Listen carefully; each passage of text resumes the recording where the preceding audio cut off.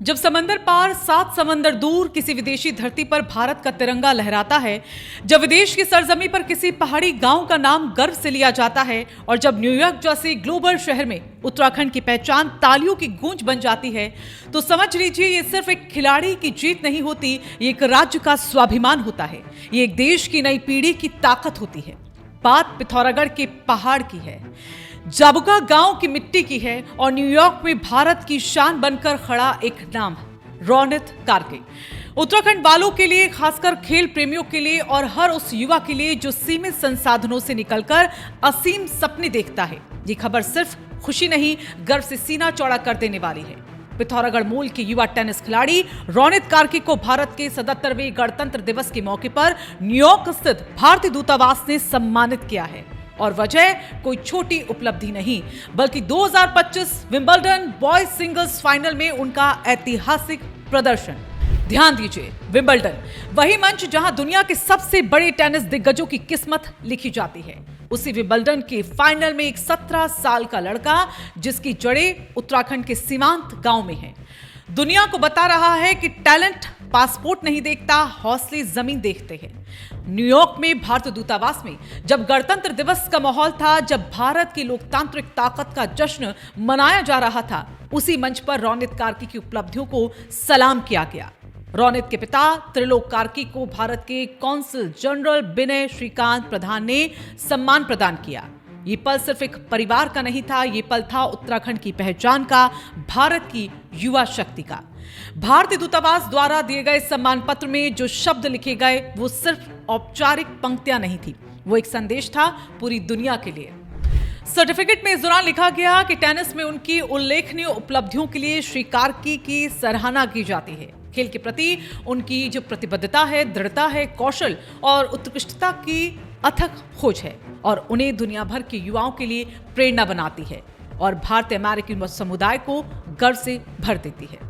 सोचिए, जब न्यूयॉर्क में किसी पहाड़ी गांव का बेटा भारत के नाम पर सम्मानित होता है, तो पिथौरागढ़ की पहाड़ियां भी गर्व से ऊंची हो जाती है। बता दें कि रोनित कार्के का परिवार आज भले ही अमेरिका के न्यू जर्सी में रहता हो, लेकिन उनकी पहचान, उनकी जड़ें आज भी उत्तराखंड की मिट्टी में गहरी है। पिथौरागढ़ जिले के पंखू क्षेत्र के जाबुका गांव, वही गांव जिसका नाम आज अंतर्राष्ट्रीय खेल मंचों पर लिया जा रहा है।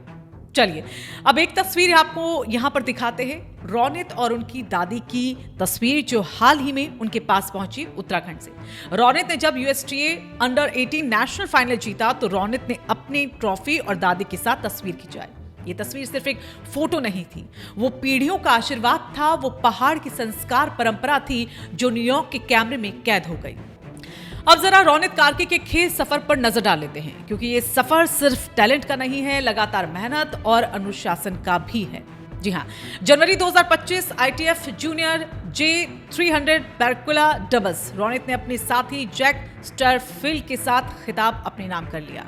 और इसके साथ ही जून 2025 की बात करें तो रोला गैरा जूनियर चैंपियनशिप भी उन्होंने जीती है और दूसरे दौर तक का सफर जो है वो बड़ा शानदार रहा। इतना ही नहीं, 2023 की बात करें तो यूएसटीए विंटर नेशनल फॉर बॉयज और साथ ही 2024 की ईस्टर बाउल बॉयज 18 डबल्स, दोनों में गोल्ड बॉल यानी जूनियर टेनिस में रोनित कार्के का नाम भी लगातार चमकता रहा।